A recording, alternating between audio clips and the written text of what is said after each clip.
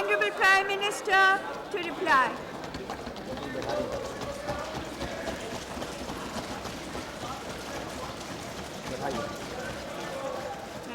Thank you.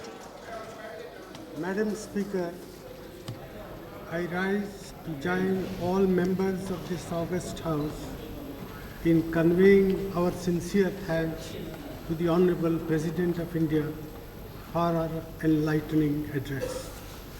Over the past 2 days, we've had a very constructive debate on the issues covered in Rashtrapati Ji's address. While several members have expressed satisfaction at the working of the government, some others have criticized it. This is as it should be. Madam, before I come to the main subject, a stampede occurred yesterday at a temple in district Pratapgarh. The issue, I believe, had been raised by the concerned member of parliament in Lok Sabha yesterday. I join all honourable members in conveying our heartfelt condolences to the families of the deceased and wish speedy recovery to normal health of those who have suffered injuries. We have decided to make from the Prime Minister's National Relief Fund an ex gratia payment of rupees 2 lakhs each to the next of kin of the deceased and rupees 50,000 to the seriously injured.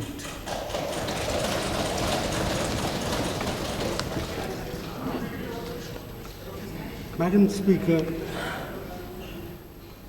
the essence of the Honourable President's address is contained in paragraph 3, and I seek your indulgence to read that paragraph once again. My government was voted to office with a clear-cut mandate to protect and deepen the values of pluralism and secularism and to ensure rapid growth with justice and fairness for all. Since assuming office in May 2009, my government has worked single-mindedly to build on the achievements of its earlier term to deliver the promise of faster and more inclusive growth. The Aam Aadmi was and is at the core of this promise.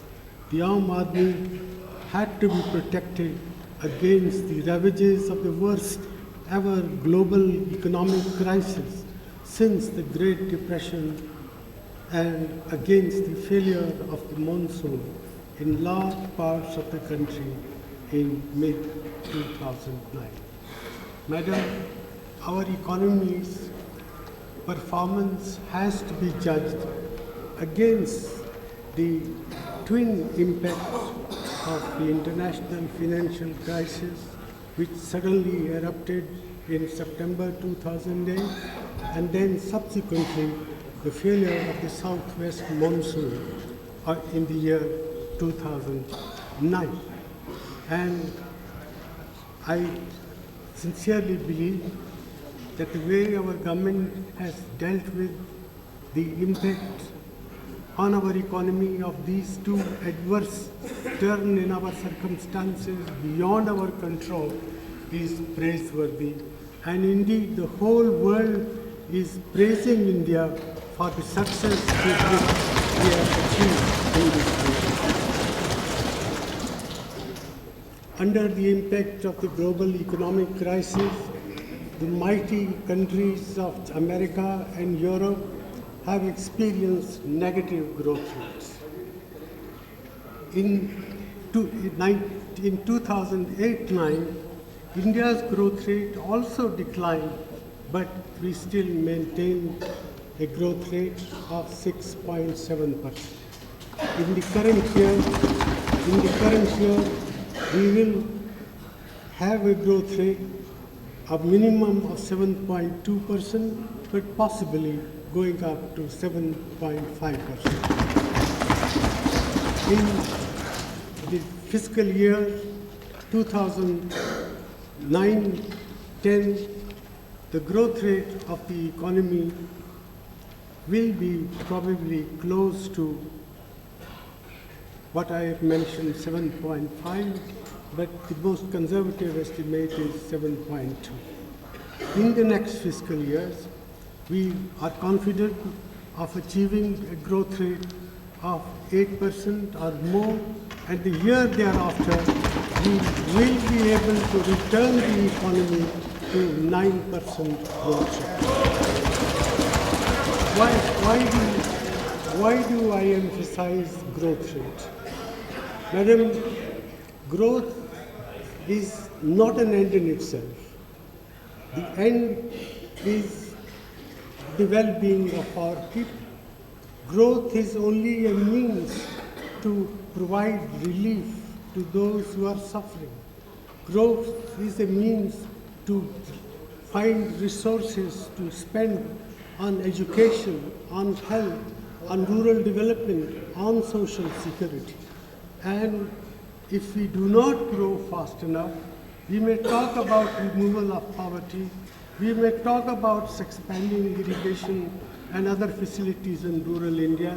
These will all remain pipe dreams. The fact that the first 3 years of our government saw a sharp increase in the growth rate enabled our government to devote a lot more resources for rural development, for agricultural development, for education, and therefore, it is very important that the economy should get back to the growth rate of 9% or more.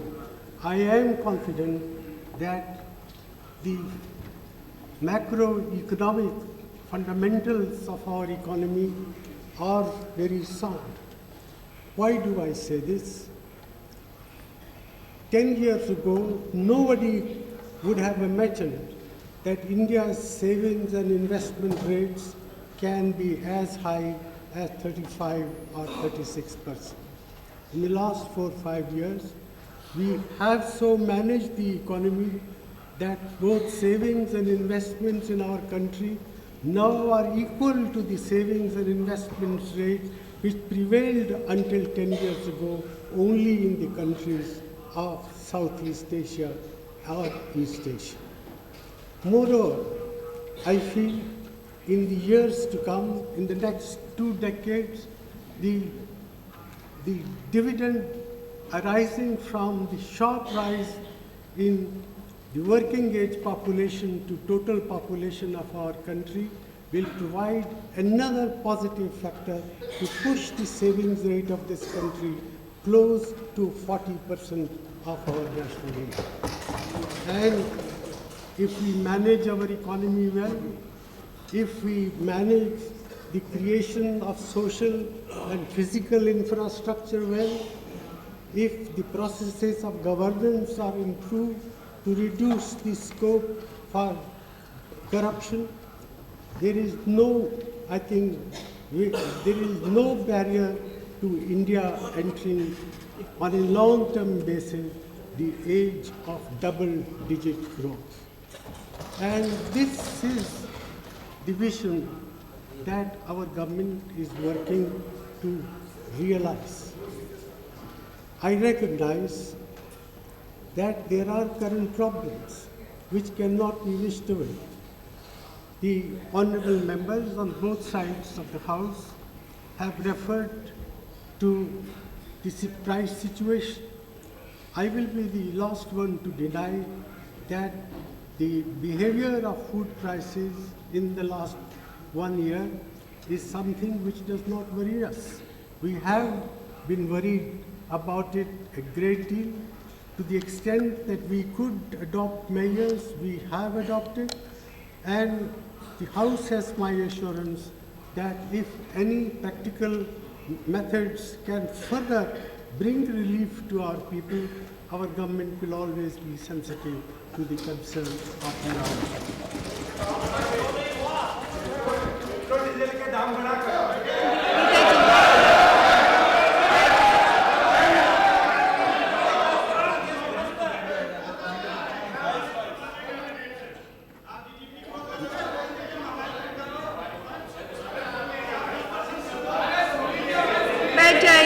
शांति रखिए, शांति रखिए।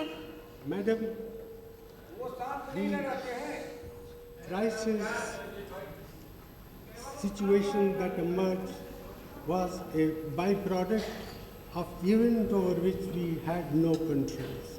There is first the effect of international commodity prices, which have gone up, and since India is no longer a closed economy, despite what Dr. Joshi may say, we are dependent on imports, substantial quantities of vegetable oils. In years of shortage, we depend upon import of sugar. We are dependent to a substantial extent on import of pulses, and when international prices of these commodities rise, I think there is inevitably an impact in our country. And when international prices of rice and wheat go, if we do not pay remunerative prices to our farmers, our ability to procure for the public distribution system will be seriously in danger, and therefore we have to pay remunerative prices to our farmers. But the side effect of that is it raises the floor price or market determined prices. And I invite the House to reflect on a situation that we were faced. Here was the global recession. Simultaneously, because of the drought and because of the commodity prices worldwide, there was pressure on the prices. We could have dealt with the price effect by a very tough monetary and fiscal policy, which would have depressed the demand. Would that have been the course which the House would recommend to me? If we had gone that route, there would have been large-scale unemployment and steep fall in industrial production in our country. At a time when the world is faced with a global economic crisis, declining rates of unemployment, we have so managed our economy, so the prices that we had to pay in the form of higher prices, we have not allowed, I think, large-scale unemployment to emerge as a problem in our country, despite the worldwide recession that prevails. It is, at the same time, we were able to introduce a large number of stimulus packages which ensured that the interests of the weaker sections of the society were protected. Take, for example, the National Rural Employment Guarantee Fund. 4.5 crores of households have benefited. 50% of them are women. 50% of them are scheduled caste and scheduled tribe. I am not saying that in one go or in one short period of 5 years we can remove poverty. But if we are sincere, if we use all the resources of the economy to step up our growth rate, if we manage our fiscal situation well, we can certainly soften the harsh edges of extreme poverty in a period of about 5 more years. We need to invest more in education. We need to invest more in health. We are doing that. We need to invest more in rural infrastructure and urban infrastructure. We are doing that, but more needs to be done. Please help us to strengthen the growth impulses in our economy so that we can accelerate the tempo of social and economic change. I have said growth is important, not in itself, but because it provides us the resources to tackle the problem of poverty, ignorance, and disease. about which Jawaharlal Nehru spoke from this Central Hall of Parliament on the midnight of 1947. Madam,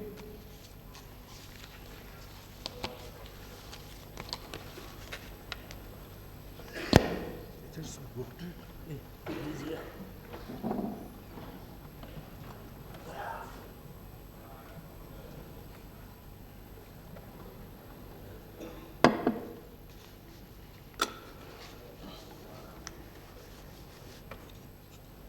Madam, many members have in the discussion expressed their anxiety about rising prices. We've already had a separate discussion on this issue, but I would again like to inform this House that the government has been alive to the problem and has taken all possible measures to address the issue. To put matters in perspective, it is important to recognize that in 2009 we had one of the most severe droughts in recent history, the worst since 1972. As a result, the production of food grains, pulses and oilseed has been adversely affected. Production of sugarcane has also gone down. This was preceded by the economic slowdown, to respond to which the government had to stimulate demand and increase the availability of bank credit. We have taken decisive action on several fronts.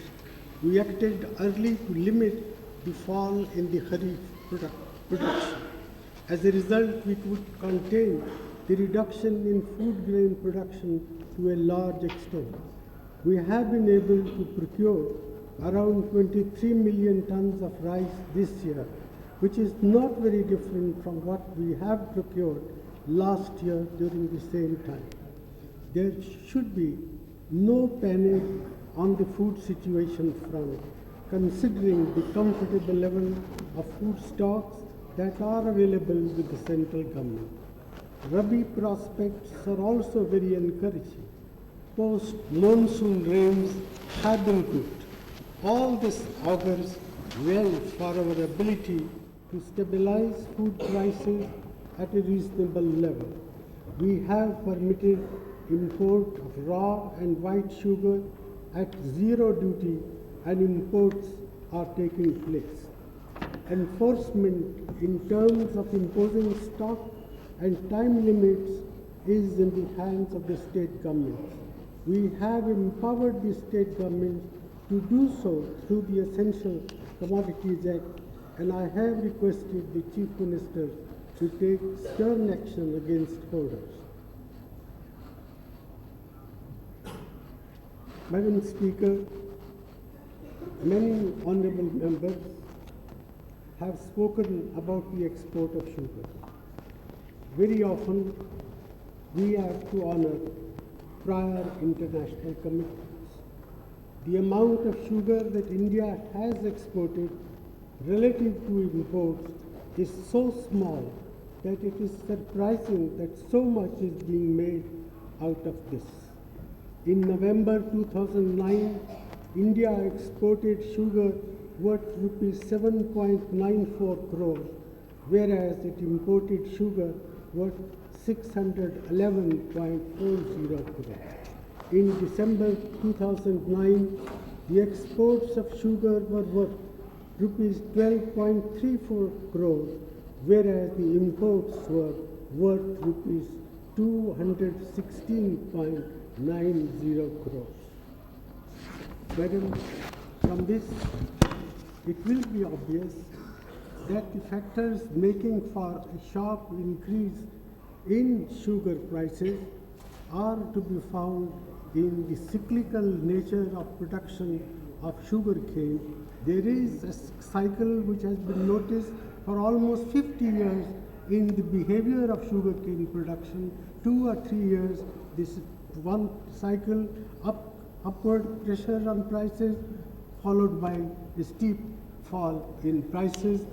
We have to find ways and means to stabilize the sugar economy despite this behavior, and we will explore ways and means for the future to see that in future prices of sugar can be stabilized at reasonable levels, unmindful of the cyclical nature of the production of sugar. Madam, I now come to the internal security issues. The overall security situation in our country has remained satisfactory in the last years. This is not to ignore the horrible terrorist act in Pune, but taking an overall view of the internal security situation, what I am stating, I think, is what is this reality. A number of concrete steps have been taken to strengthen and reorient our security architecture in order to meet the growing threats of terrorism, insurgency, and communalism. We have remained in close touch with state governments to evolve a common and practical approach. We are taking firm action to curb Naxalite violence. It is unfortunate that they are targeting innocent people and destroying roads, power lines, and other essential infrastructure. In some places, we have received reports of the use of children. We have drawn up an integrated plan to tackle the problem in consultation with the states. A high-level meeting was recently held with all the chief ministers where we reviewed the situation. The security forces have achieved several notable successes today. While we are determined to take firm action, we are ready to talk to any group that abjures violence unconditionally and agrees to abide by the due constitutional process. Madam, the National Investigation Agency has commenced its works. 4 regional hubs of National Security Guard have been set up. We are in the process of setting up a National Counter-Terrorism Center. A National Committee on Coastal Security has been set up, which has adopted an integrated approach to coastal security and has taken major initiatives and decisions for registration of vessels, issue of identity cards to fishermen, installation of transponders on boats, and setting up of 4 giant operation centers. Coastal police station and interceptor boats have become operational under the coastal security system. To supplement the efforts of the state government in modernizing their police force, we have provided rupees 1,250 crore during the current year, of which rupees 955.53 crore have been released to states up to 28 January this year. This has helped states in augmenting the resources available to police forces in terms of vehicles, weaponry, communications, training, forensic facilities, intelligence capabilities, security equipment, and buildings. The Bureau of Police Research and Development is engaged in impact assessment study of the scheme so that the scheme could be improved. Some honorable members have said that agriculture has been growing at negative rates. This is indeed surprising. A drought is beyond anybody's control. A severe drought does result in negative growth in agriculture, and it is no surprise that agriculture is expected to grow at -2% in 2009-10. But we should not forget that in 2002-2003, following the drought of 2002, agricultural growth went down by a good 7%. Food production went down from 202 million tons in 1998-99 to 174 million tons in 2002-03. I would also like to remind the members that the agricultural sector has been growing at an average rate of 4% during the period 2005-08 compared to the growth rate of around 2% from 97 to 2002. Our pro-farmer policies have borne fruit. For the first time in the recent past, we have reversed the trend of declining investment in agriculture and stepped up investment in agriculture through the Accelerated Irrigation Benefit Program, the Rashtriya Krishi Vikas Yojana, the National Food Security Mission, the National Horticulture Mission, and other such schemes. We should also not forget the investment in water conservation structures that is being made through millions of works under the Mahatma Gandhi National Employment Guarantee Scheme.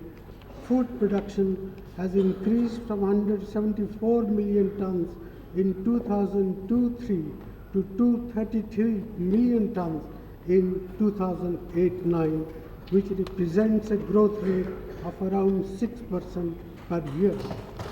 We are, Madam, however, conscious that a lot more needs to be done to improve agricultural productivity, and we are committed to continuing our efforts to increase both public and private investment in agriculture and diversifying our agriculture so that higher farm incomes provide stability to the lives of our farmers.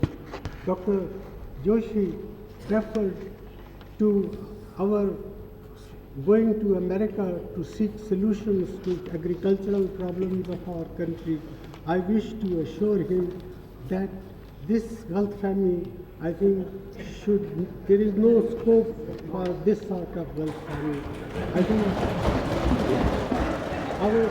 our government recognizes that the imperative of food security, that self-sufficiency in basic food grains has to be a part of the national policy for development. This is a policy which we have pursued under successive Congress governments way back from the 60s. This is the policy we will continue to pursue hereafter as well. And Madam, the decision to pay remunerative prices by way of minimum support prices is a part of our efforts to incentivize growth of agricultural production and productivity.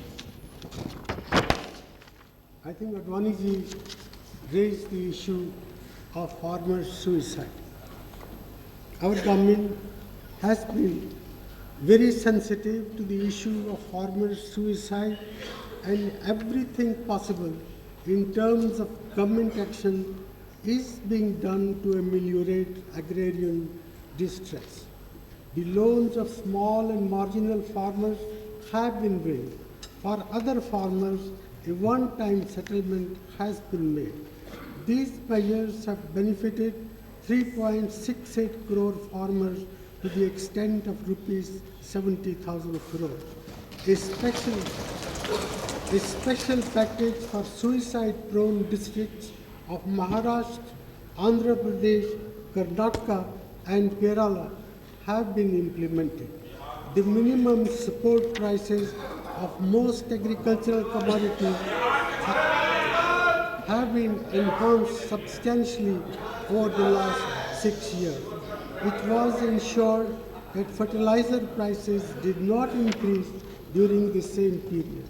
We have in fact reduced the prices of complex fertilizers in 2008 in order to rationalize nutrient use. The increase in minimum support price of cotton has come as a great boon for cotton production in Vidarbha and other cotton growing regions of the country. It has been said that the loan waiver scheme has not helped farmers and it has only helped banks. Nothing can be further from the truth. It is surprising that we forget that nearly 70,000 crores that was recoverable from farmers has not been recovered. It should also be borne in mind that owing to defaults in repayment, farmers would not be eligible for fresh credit. We have ensured the flow of fresh credit to the farm sector. During 2008-9, against a target of rupees 2,80,000 crores, the total credit flow to agriculture was 301,582 crores. During this year, we have a target of disbursing 3,25,000 crores, and so far, rupees 218,202 crores have already gone to the agricultural sector. We have accorded very high priority to the welfare of minorities. We have accepted most of the recommendations of the Sachar Committee, and this House has been informed of the action taken on them. We have launched special programs aimed at social, economic, and educational development of minorities. 3 new scholarship schemes have been started and are under implementation. We expect more than 40 lakh students to benefit from these schemes in the 11th grade. At least 30% of these students will be women. Madam, the new 15-point program to ensure that at least 15% of benefits in certain schemes flow to minorities, and the schemes for minority welfare are being closely monitored. Under this program, additional school rooms, drinking water supply scheme, Anganwadi centers, and houses are being constructed for the minorities. To improve the access of minorities to back credit, we have set the target that at least 15% of the priority sector lending will flow to them. During 2008-9, more than 82,000 crores rupees of bank credit under priority sector lending went to the minorities. This represents nearly 12% of the total priority sector lending. We hope to improve on this in years to come. Minorities have not been represented adequately in the government services. We have taken steps to correct this situation, and as a result, the share of minorities in government jobs has increased over the past 3 years. Madam, some members have raised the issue of rights of tribals over forests. We are making genuine efforts together with the state governments to ensure early disposal of claims and distribution of titles under the Scheduled Tribes and other traditional forest dwellers Recognition of Forest Rights Act. I have also requested the Chief Ministers of concerned states on 3 occasions to take all measures necessary to accelerate the process of implementation of the Act and to ensure expeditious distribution of title deeds to all eligible claimants. This was reiterated during the conference of Chief Ministers and State Ministers held in November 2009 to review the implementation of the Act. The Ministry of Tribal Affairs is closely monitoring the progress in this regard. Madam, some members have expressed concern over the implementation of the National Rural Employment Guarantee Scheme. Let me say that this is a scheme which has the potential to change the face of rural India. To improve its impact, we have initiated measures to bring in greater transparency and accountability.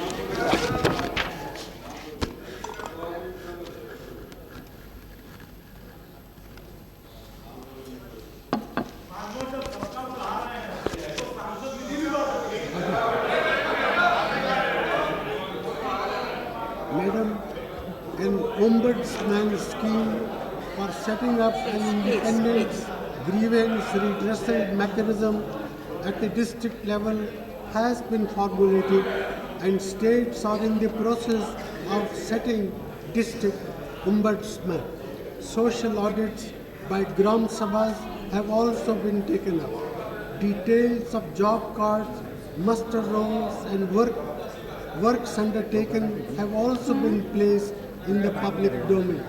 A scheme for independent monitoring by eminent citizens has been formulated. Efforts will be made to continue to improve the implementation of this revolutionary scheme.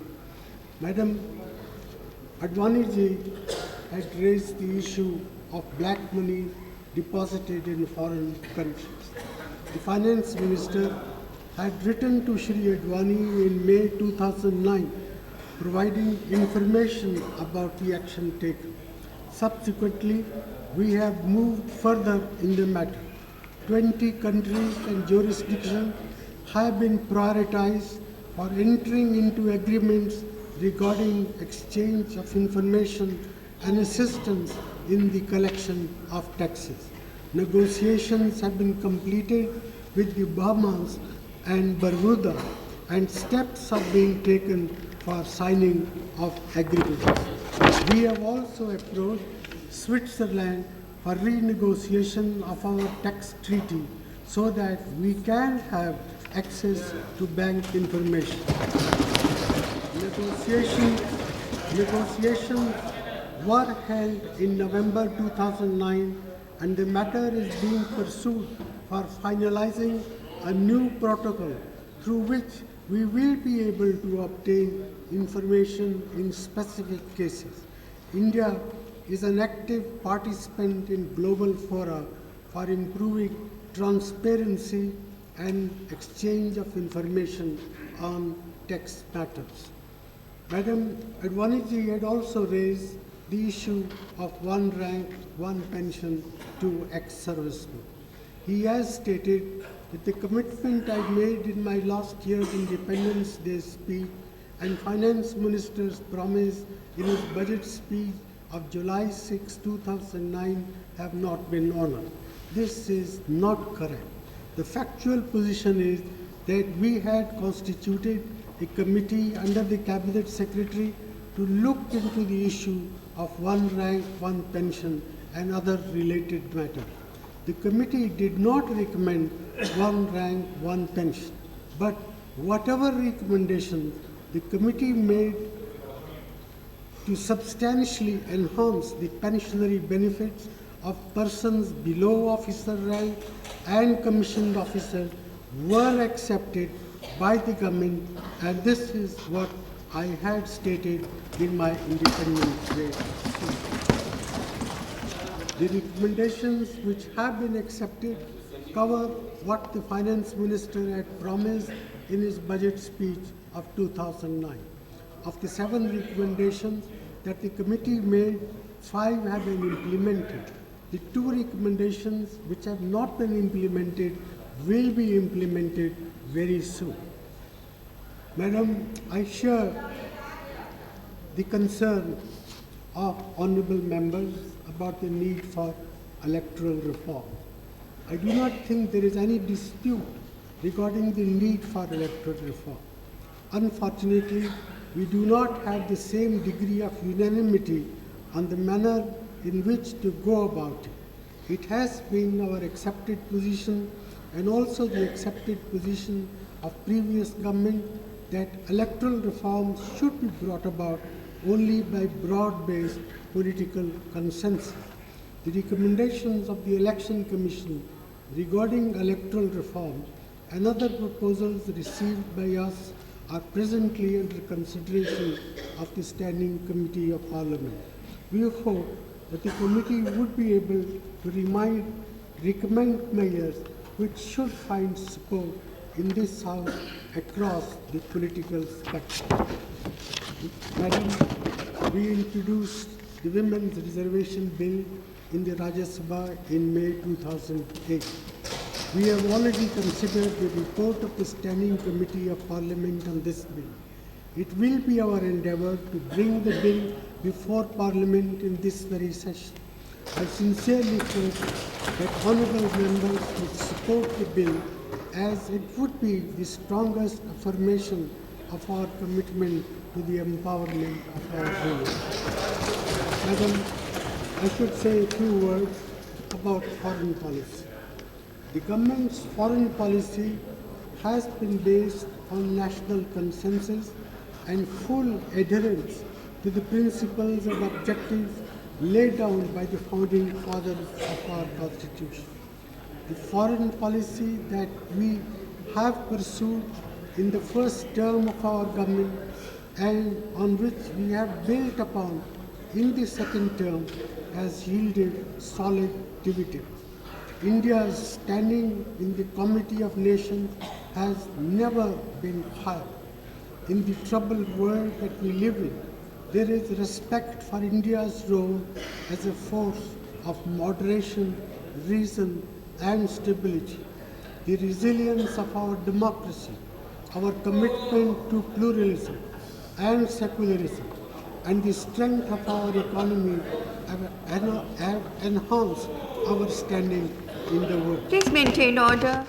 The situation in our neighborhood is a matter of high priority for us. We have had very intense and substantive interaction with our neighbors in the last 9 months. Several members have voiced their concern over the situation in Pakistan and the terrorism that is emanating from there against India.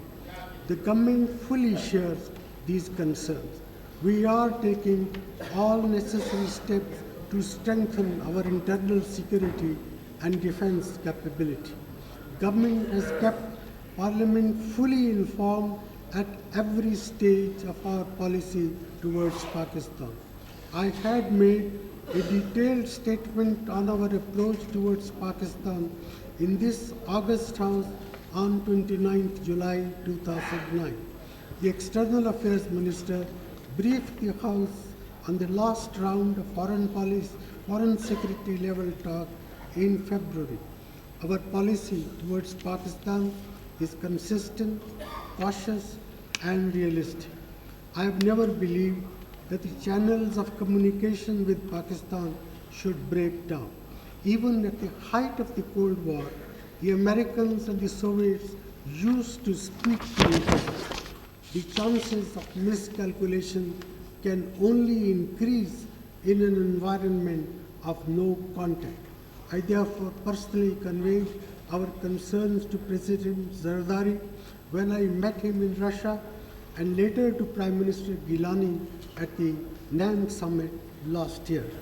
I have made an offer of talks on humanitarian and other issues in October last year during my visit to Anantnag.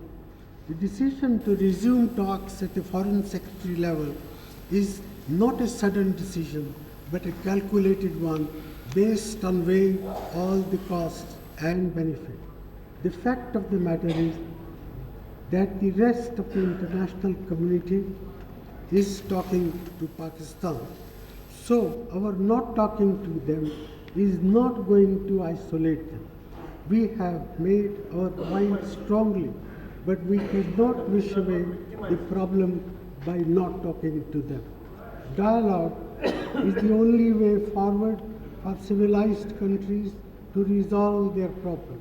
But it is equally true that for any meaningful dialogue to proceed, the terror machine has to be controlled by Pakistan, even if non-state actors are at work. I have said so in Parliament a number of times, and that remains our consistent position. We have left Pakistan in no doubt about our concerns and our expectations with regard to the actions Pakistan must take against the terrorist groups operating on Pakistani soil and targeting India. Pakistan must fulfill its assurances that it will not permit any territory under its control to be used to support terrorism in any manner. Madam, some honorable members have referred to my discussions in Saudi Arabia on Pakistan. Saudi Arabia is also affected by terrorism, and this was one of the subjects that came up in our discussion. I discussed India-Pakistan ties in this context. I mentioned to the Saudi leadership, as I had to other world leaders as well, that all problems between India and Pakistan can be resolved through meaningful bilateral dialogue if only Pakistan could be urged to take a reasonable attitude in dealing with those terrorist elements who target our country. I wish to reaffirm to this House that no other offer was made seeking mediation. We do not need any mediation. We are talking directly to Pakistan. Advaniji said that I acted under US pressure. I think we do a disservice to any government and Prime Minister of this proud country if we say that such fundamental matters of national security and foreign policy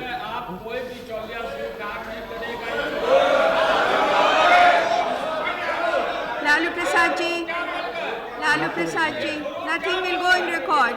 Nothing will go in record. Nothing will go on record. Nothing will go on record. Madam, I was saying, I think we do a disservice to any government and Prime Minister of this proud country if we say that such fundamental matters of national security and foreign policy were based on anything but our supreme national interest. I have had many discussions with President Obama since he took office. I categorically state that not once has he sought to pressurize India into taking one position or the other. On the contrary, he has always expressed understanding of the positions we have taken from time to time. I would urge the opposition not to spread disinformation on sensitive aspects of our country. Let me say, Madam, that we do not wish to see the involvement of foreign powers in South Asia. Whatever our problem, we must learn to talk to each other and to solve our problems in a peaceful manner using our own creative genius. Madam, in Afghanistan, our assistance has received widespread support among the people of Afghanistan. The entire nation was outraged by the most recent brutal attack in Kabul on February 26, which has led to the loss of 7 innocent Indian lives. These Indian nationals were in Afghanistan on a mission of goodwill and friendship, helping to construct the peaceful and democratic Afghanistan that our Afghan friends desire. We condemn this cowardly act. I wish to assure this House that such acts will not bend the will of the people of India. President Karzai had telephoned me and I have requested him to ensure the safety of all Indians. I assure him of any support and assistance that may be required. We are closely monitoring the developments with regard to Afghanistan, and we will assist the people of Afghanistan in securing their legitimate right to determine their destiny in the manner they chose without outside interference. Madam, Joshi ji made some comments about India-China relations.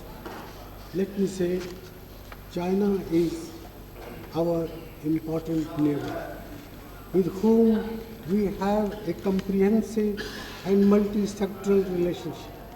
We wish to build upon the achievements so far so as to create a partnership that is mutually beneficial. We are convinced that good relations with China are in the interest of both countries and will contribute to peace, security and stability not only of the Asia-Pacific region but also of the world. We are both committed at the highest level to maintain peace and tranquility on the border pending the resolution of the border question. This is a complex matter which will take time to resolve. I had an excellent interaction with Prime Minister Vedjabao in Copenhagen, and our cooperation in the area of climate change is a shining example how our two countries can work together on issues of global importance and those which impinge on the future of our two people.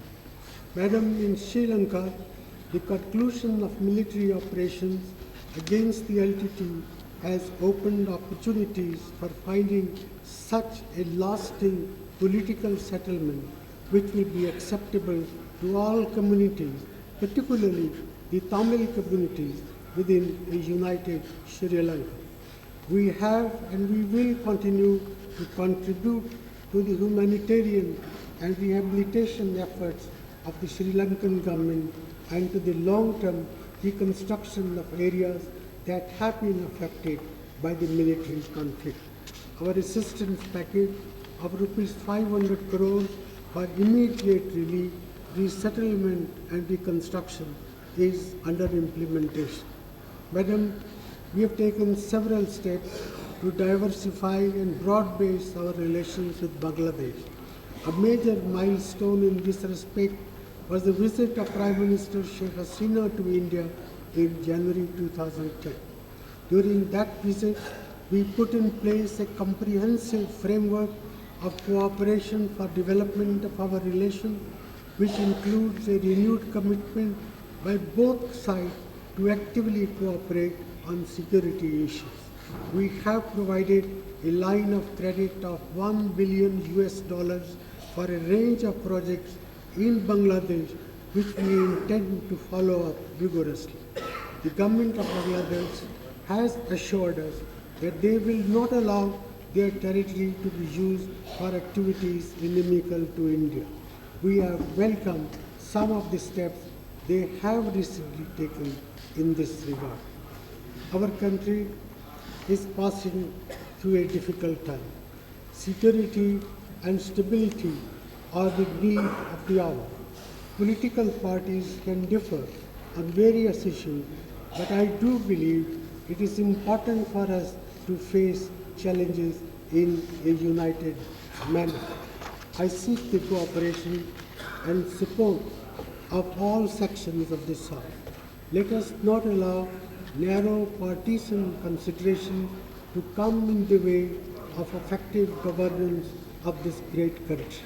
The people of India expect both the Treasury and opposition benches to engage constructively and ensure safety, security and prosperity for our citizens. I thank you.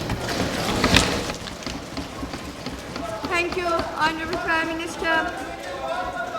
Please.